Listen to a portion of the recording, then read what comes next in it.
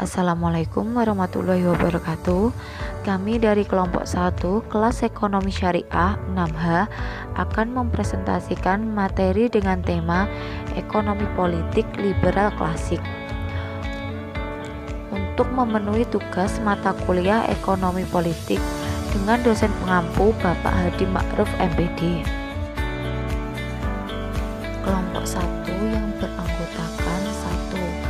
Indra Kurnia Saputra dengan NIM 346, Rita Soleka dengan NIM 353, Nur Aini Mei Witami dengan NIM 365. Saya Lita Soleka sebagai tim pemateri pertama akan menjelaskan tentang pendekatan liberal klasik.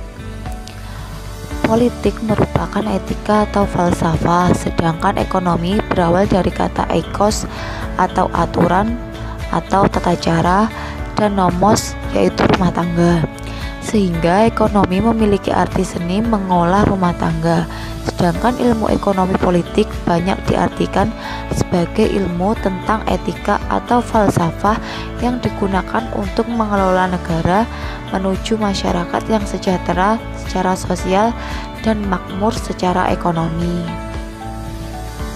Plato dalam bukunya yang berjudul Republik menjelaskan bahwa pertikaian tidak bisa dihindari dalam kelompok masyarakat jika muncul kepemilikan kekayaan dalam tataran perseorangan.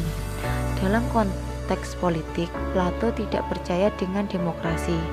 Menurutnya, tidak mungkin memberikan hak suara bagi orang perseorang karena tidak semua orang atau individu mengetahui hal-hal yang terbaik bagi masyarakat. Hanya kalangan filsuf yang mengetahui hal-hal terbaik dalam masyarakat karena mereka memiliki kemampuan dan ilmu, sedangkan masyarakat dan individu-individunya masih perlu didikan. Konsep-konsep ekonomi politik baru terbentuk setelah munculnya pemikiran-pemikiran ekonomi politik dari James Stuart, Adam Smith, dan kawan seperti Robert Malthus, David Ricardo, serta John Stuart Mill pada akhir abad ke-18. Munculnya kaum klasik dapat disebut sebagai tonggak awal kelahiran ilmu ekonomi, tepatnya ilmu ekonomi politik. Dikatakan demikian sebab di masa itu ilmu ekonomi dengan ilmu politik masih bersatu dalam ilmu ekonomi politik. Selanjutnya, James Stuart Mill dalam bukunya An Inquiry into the Principle of Political Economy menyatakan bahwa ekonomi lebih sempit cakupannya daripada politik. Ekonomi hanya mengelola rumah tangga, sedangkan politik mengelola negara. Secara implisit, pandangan Stuart bahwa ekonomi berada dalam bagian ilmu politik. Ekonomi harus tunduk dalam tatanan politik yang lebih makro. Pandangan ini dipercaya dalam tradisi para filsuf Yunani menjadi patron kenegaraan. Kemudian dalam karya Adam Smith yaitu The Wealth of Nations, ia menyibak hukum-hukum yang menuntun aktor-aktor ekonomi dan implikasi dari hukum-hukum ekonomi tersebut bagi masyarakat dan negara. Yang pertama adalah pandangan tentang kekayaan. Untuk memproduksi kekayaan diperlukan berbagai faktor produksi seperti sumber daya manusia dan kapital. Dalam pandangan klasik, sumber daya manusia adalah semua personil yang terlibat baik langsung maupun tidak langsung dalam proses produksi suatu komoditas. Sedangkan kapital adalah dana yang disimpan atau disisihkan dari konsumsi dan digunakan untuk menjamin kelangsungan produksi berikutnya. Kemudian yang kedua adalah teori pembagian kerja. Teori pembagian kerja ini dimaksudkan agar orang bisa memperoleh hasil yang lebih baik. Teori pembagian kerja menunjukkan bahwa dalam upaya mengejar keinginan pribadi, orang perlu bekerja sama dengan orang lain. Kemudian, huluk manusia. Ilmu ekonomi tidak bisa dipahami tanpa mengetahui perilaku individu-individu dan masyarakat keseluruhan. Salah satu sifat atau kulit manusia yang dipelajari Smith ialah bahwa semua orang ingin hidup lebih baik. Keinginan seperti inilah yang disebut sebagai hasrat untuk kondisi yang lebih baik. Suatu hasrat yang ada dalam diri kita semenjak masih di rahim dan tidak akan pernah meninggalkan kita hingga ajal menjemput. Yang terakhir adalah mekanisme pasar.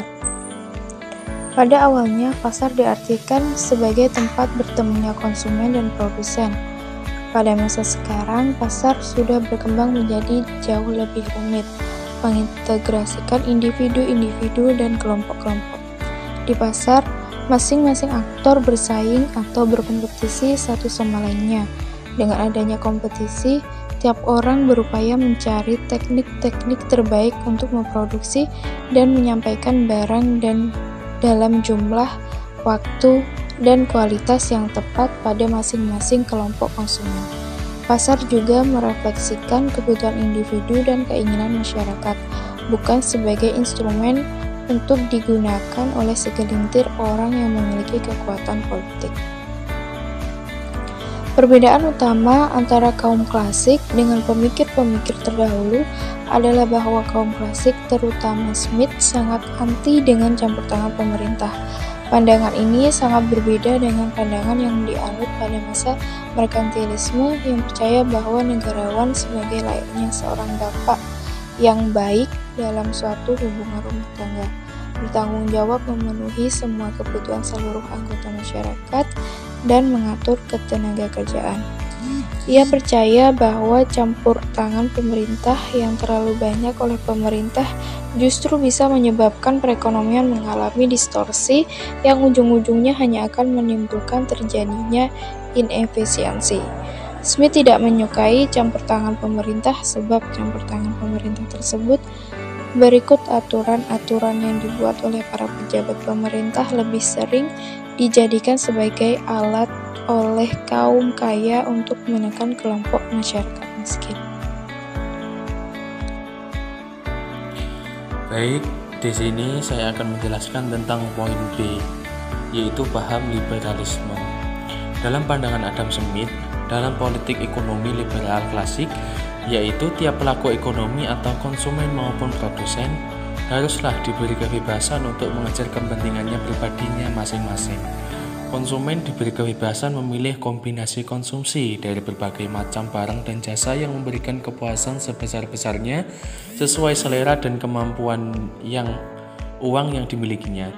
Begitu juga produsen diberi kebebasan memilih berbagai input dan teknologi untuk digunakan dalam proses produksi yang menghasilkan berbagai jenis barang dan jasa yang paling menguntungkan usahanya. Yang selanjutnya, liberalisme klasik. Liberalisme klasik adalah ideologi politik cabang liberalisme yang mendukung kebebasan sipil dan kebebasan politik dengan pemerintahan demokrasi perwakilan berdasarkan aturan hukum dan mengutamakan kebebasan ekonomi. Selanjutnya, menurut Butler, cara pandang liberalisme klasik bisa dikenali dalam 10 prinsip yang menjadi kesepakatan bersama para pengusungnya. Prinsip-prinsip tersebut antara lain praduga kebebasan, keutamaan individu, minimalisasi paksaan, toleransi, pemerintah perwakilan dan terbatas, supremasi hukum, keteraturan spontan, kepemilikan, perdagangan dan pasar, masyarakat sipil, dan nilai bersama manusia. Para pemikir liberal klasik pada prinsipnya menolak keteraturan lewat pemaksaan individu. Ini terkait dengan pandangan liberal klasik tentang kebebasan sebagai kebebasan negatif, yakni kebebasan dari kekangan lewat paksaan atau campur tangan pihak lain. Liberal klasik khawatir bahwa pendekatan kebebasan positif menaruh terlalu banyak kepercayaan pada otoritas manusia, seolah sekelompok manusia tertentu memiliki rasionalitas dan objektivitas yang lebih baik untuk mengatur hidup orang lain.